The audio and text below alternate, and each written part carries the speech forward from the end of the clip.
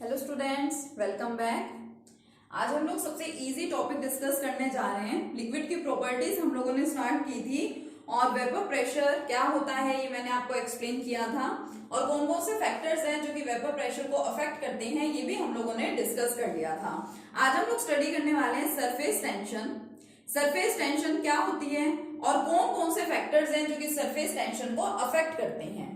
तो देखिए, surface tension is a surface phenomena. एक ऐसा फिनोमिना है, एक ऐसी प्रोसेस है जो कि सरफेस पे होती है। किसके सरफेस पे? लिक्विड की प्रॉपर्टी है, यानी कि लिक्विड के सरफेस पे। फॉर एग्जांपल, मेरे पास एक कंटेनर है, it is filled with any liquid. कोई भी लिक्विड सब्सटेंस इसके अंदर क्या है? फिल्ड है। ठीक है, it is filled with any liquid substance. ये देखिए, अब ये इसकी सरफेस है, ये इसकी अपर लेयर है। अब होता क्या है, मान लो ये लिक्विड क्या है, सपोज वाटर है या और कोई भी लिक्विड है। ठीक है, वाटर मैंने एज जनरल एग्जांपल ले लिया। मान लीजिए कि वाटर है, तो क्या होगा, यहाँ पे वाटर के पार्टिकल्स प्रेजेंट है, यहाँ पे भी पार्टिकल है, सपोज यहाँ भी पार्टिकल है। जो सरफेस है, सरफेस के ऊपर भी कौन प्रेजेंट है? लिक्विड के पार्टिकल्स प्रेजेंट है। वाटर है तो वाटर के पार्टिकल्स, अदरवाइज कोई भी आपका लिक्विड है। तो देखिए, होता क्या है कि अगर कोई पार्टिकल मान लो इनसाइड द कंटेनर प्रेजेंट है, वो यहाँ पे बीच में प्रेजेंट है, मतलब सरफेस पे प्रेजेंट नहीं है, सरफेस को छोड़ करके अंदर सेंटर में कहीं पे भी प्रेजेंट है। तो एक्चुअल में क्या होता है, सपोज मैंने ये पार्टिकल कंसीडर किया, तो इस पार्टिकल के ऊपर भी कोई पार्टिकल प्रेजेंट होगा, इस पार्टिकल के नीचे भी कोई पार्टिकल होगा, इसके लेफ्ट साइड में भी कोई पार्टिकल होगा और इसके राइट साइड में भी कोई पार्टिकल होगा। जिस तरह से हम लोगों ने फोर्थ यूनिट में डायपोल्स को डिस्कस किया था कि डायपोल्स है, मान लीजिए इलेक्ट्रोनेगेटिविटी डिफरेंसेस अराइज हो रहे थे, उसकी वजह से पोल्स अराइज हो रहे थे, डायपोल्स अराइज हो रहे थे। कुछ डायपोल्स क्या होते थे? कैंसिल आउट हो जाते थे। सेम केस यहाँ पे है। मान लो ये एक वाटर का पार्टिकल है और इसके ऊपर एक और वाटर का पार्टिकल प्रेजेंट है। सभी के अंदर एक दूसरे में अट्रैक्शन तो होती ही है, इसी वजह से सारे पार्टिकल्स एक ही जगह पे स्टेबल है, एक ही जगह प्रेजेंट होते हैं। फॉर एग्जाम्पल, आप लोग पानी पी रहे हैं, आपके पास एक ग्लास वाटर है, उस वाटर के अंदर कितने वाटर मॉलिक्यूल्स प्रेजेंट है हम नहीं जानते।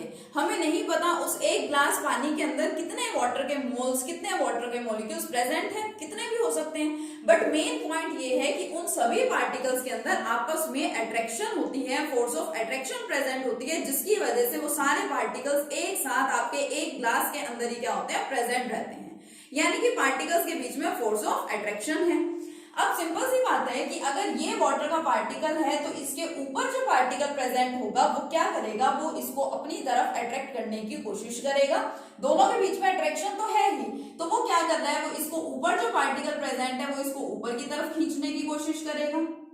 इसी तरह से इसके नीचे कोई पार्टिकल प्रेजेंट है, वो क्या करेगा? वो उसको नीचे की तरफ खींचने की कोशिश करेगा, नीचे की तरफ उसको अट्रैक्ट करेगा।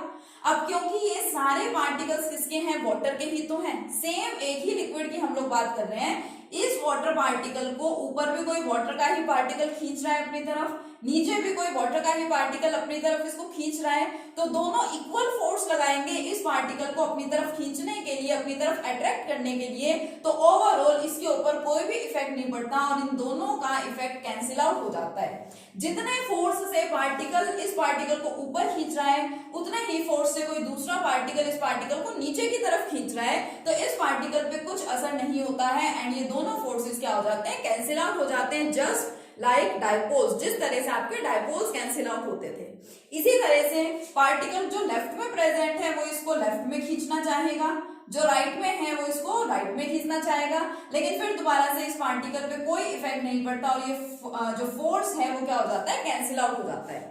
जो जो पार्टिकल्स यहाँ इंटीरियर में प्रेजेंट है वो तो इस टाइप का फोर्स एक्सपीरियंस करते हैं, इस टाइप की प्रोसेस एक्सपीरियंस करते हैं, लेकिन जो पार्टिकल सरफेस पे प्रेजेंट होते हैं वो कुछ थोड़ा सा डिफरेंट फिनोमेना ऑब्जर्व करेंगे और एक्चुअल में वही फिनोमेना क्या है? सरफेस टेंशन है।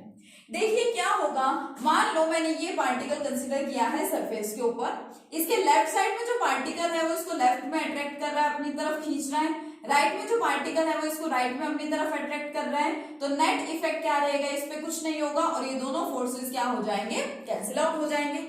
अब नीचे इसके जो पार्टिकल प्रेजेंट है वो उसको अपनी तरफ नीचे की तरफ खींचना चाहेगा।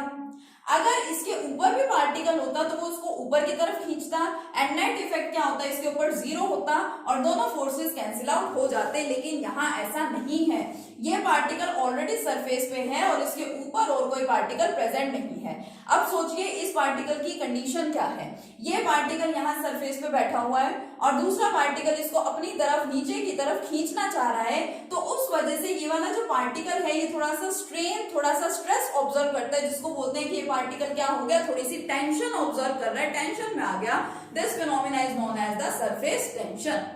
एक्चुअल में इसको हम लोग साइंस की लैंग्वेज में डिफाइन करें तो क्या बोला जाएगा कि नीचे जो पार्टिकल प्रेजेंट है वो सरफेस वाले पार्टिकल के ऊपर फोर्स लगा रहा है एट राइट एंगल्स, नीचे की तरफ उसको, ये देखिए राइट एंगल पे वो उसको फोर्स लगा रहा है। So surface tension is defined as the force acting at right angles, right angle पे फोर्स एक्ट कर रहा है, the force acting at right angles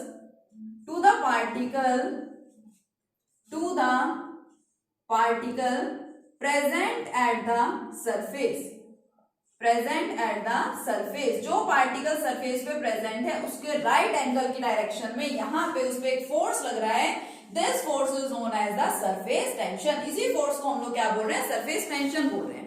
अब सरफेस टेंशन की वजह से ही एक फिनोमेना होता है जो आप लोग अपनी डेली लाइफ में भी ऑब्जर्व करते हैं, शायद आपने अभी तक ऑब्जर्व किया भी हो, नहीं किया हो तो आप उसको करके देख सकते हैं।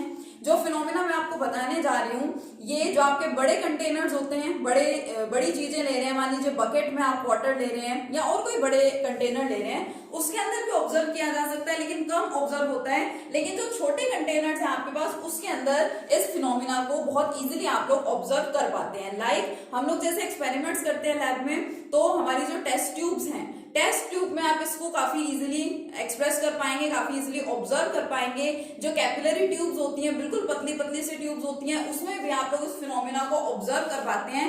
आप लोग देखेंगे कि अगर आपके पास कोई कंटेनर है, मान लीजिए मैंने छोटा सा कंटेनर लिया, कोई मेरे पास टेस्ट ट्यूब है, इसके अंदर अगर मैं वाटर फिल करती हूँ तो हमेशा आप लोग ऑब्जर्व करेंगे इसका जो ऊपर वाला पार्ट होता है, जो सरफेस है, वो आपको कंप्लीट इस तरह से स्ट्रेट लाइन ना दिख करके आपको वो हमेशा थोड़ा सा कर्व दिखाई देगा।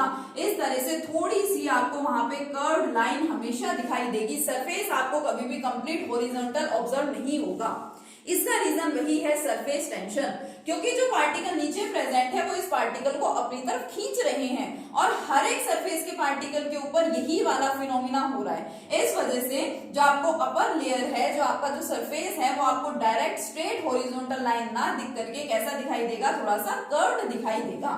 So it is the phenomena of the surface tension. इस प्रोसेस को आप लोग क्या बोलते हैं, सरफेस टेंशन बोलते हैं।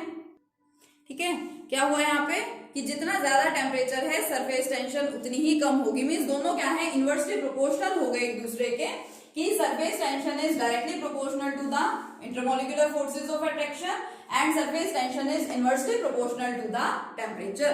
क्लियर है आपको ये पॉइंट? तो ये आपका सरफेस टेंशन का फिनोमिना हो गया है कंप्लीट। इसके बाद नेक्स्ट फिनोमिना स्टार्ट करते हैं, that is the viscosity. Yes, next concept देखिए, विस्कोसिटी। विस्कोसिटी है क्या? सबसे पहले तो ये देखिए, viscosity is the restriction, it is the restriction in the property of flowing of liquid. Restriction in the property of flowing of liquid is known as the viscosity. किसी liquid के flow करने की जो प्रॉपर्टी है उसमें कोई restriction आ जाए, उसको कोई रिस्ट्रिक्ट करे, मींस लिक्विड के फ्लो करने में अगर कोई रुकावट आ जाती है तो उसको क्या बोला जाता है, उसको हम लोग बोलते हैं विस्कोसिटी। जो लिक्विड्स इजीली फ्लो कर जाते हैं, अब एक छोटा सा एक्सपेरिमेंट आप करके देख सकते हैं एंड आपने ऑब्जर्व भी किया होगा कि सपोज आपके पास वाटर है और आप उसको क्या करते हैं, आप उसे एज इट इज नीचे फर्श पे गिरा देते हैं, तो वो वाटर क्या होगा, वो इजीली आसानी से जल्दी से क्या करेगा, फ्लो कर जाएगा। लेकिन अगर आप लेते हैं ऑयल, ठीक है, कोई भी आपने ऑयल ले लिया या और कोई विस्कस, कुछ गाढ़े सब्सटेंसेस जिनको हम लोग क्या बोलते हैं, विस्कस सब्सटेंसेस, इस टाइप के अगर आप सब्सटेंसेस लेते हैं तो वो सब्सटेंस इजीली फ्लो नहीं कर पाते हैं। क्यों नहीं फ्लो कर पाते? कि अगर एक सब्सटेंस है, मैं चाह रही हूं कि वो क्या करे, फ्लो करे, लेकिन वो फ्लो नहीं कर पा रहा है, उसके फ्लो होने में कोई रिस्ट्रिक्शन है, तो उसका रीजन क्या होगा कि उस पार्टिकल्स के अंदर कुछ ऐसा प्रेजेंट होगा ना जो उस लिक्विड को फ्लो करने से रोक रहा है। वही जो रिस्ट्रिक्शन है उसी को ही क्या बोला जाता है, viscosity. Viscosity is the restriction in the property of flowing of liquid. कि अगर आपका कोई लिक्विड सब्सटेंस है वो इजीली फ्लो नहीं कर पा रहा है तो उसको हम लोग क्या बोलते हैं, विस्कोसिटी बोलते हैं। दो फैक्टर्स हैं जिनके ऊपर ये विस्कोसिटी डिपेंड करती है, वही दो factors affecting viscosity, factors affecting viscosity, वही दो फैक्टर्स हैं। देखिए, first one is the nature of the liquid, मतलब कि about intermolecular forces of attraction. अगर मान लीजिए आपके पास कोई पार्टिकल प्रेजेंट है, ठीक है, कोई लिक्विड आपके पास प्रेजेंट है और वहां पे बहुत strong intermolecular forces of attraction है, दो पार्टिकल्स ने एक दूसरे को बहुत टाइटली हेल्ड कर रखा है, तो वो दोनों पार्टिकल्स एक दूसरे से अलग नहीं हो पाएंगे। इट मींस कि if intermolecular forces of attraction are more, if intermolecular forces of attraction are more, viscosity is more। viscosity क्या होगी, ज्यादा होगी, वो आपका जो लिक्विड है वो इजीली फ्लो नहीं कर पाएगा। और अगर इंटरमोलिकुलर फोर्सेस ऑफ अट्रैक्शन इतने ज्यादा नहीं है तो जो आपका लिक्विड है वो इजीली फ्लो कर पाएगा। Second one, same factor, temperature. Next factor क्या है हमारा, टेम्परेचर है। अब अगर आप टेम्परेचर प्रोवाइड करते हैं तो पार्टिकल्स एक दूसरे से दूर दूर जाने शुरू हो जाएंगे।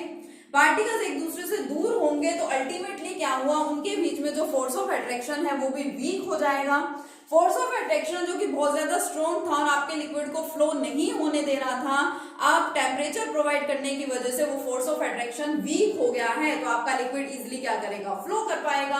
तो हम लोग क्या बोल सकते हैं, इफ टेम्परेचर इज मोर, अगर बहुत ज्यादा टेम्परेचर हम लोगों ने प्रोवाइड कर दिया, if temperature is more than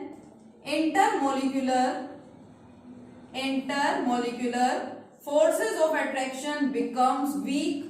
जो इंटरमोलिकुलर फोर्सेस ऑफ अट्रैक्शन है जो बहुत ज्यादा स्ट्रॉन्ग थे वो क्या हो गए, वीक हो गए, and hence liquid can flow easily. Liquid जो है आपका वो इजीली फ्लो करेगा, इट मींस विस्कोसिटी वहां पे क्या हो जाएगी, कम हो जाएगी। तो ये सिंपल सा था viscosity and factors affecting viscosity. दो हमारे मोस्ट इंपॉर्टेंट टॉपिक हैं, कौन कौन से, सरफेस टेंशन एंड विस्कोसिटी, जो आज हम लोगों ने डिस्कस किए हैं। ओवरऑल आपकी ये liquid state about surface tension and viscosity complete हो गया। इससे रिगार्डिंग कुछ छोटी छोटी टर्म्स और हैं जो मैं आपको एक्सप्लेन करूंगी अपने नेक्स्ट लेक्चर में। ओके, तब तक आप इनको अच्छे से पढ़ेंगे और इनके नोट्स अच्छे से प्रिपेयर कर लेंगे। Thank you.